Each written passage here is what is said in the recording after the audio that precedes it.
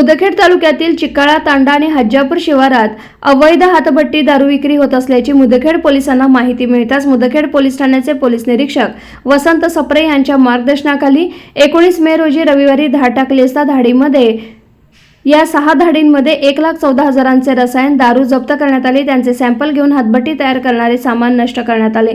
तालुक्यात हज्जापूर इथं शिवारात आणि चिकाळा तांडा इथं अनेक दिवसांपासून हातभट्टी दारू मोठ्या प्रमाणात तयार केली जाते। या परिसरातील अनेक लोक दारू पिण्यासाठी चिकाळा तांडा इथं जातात। या धाडीमुळे हातभट्टी तयार करणाऱ्यांना चांगलाच धसका बसलाय।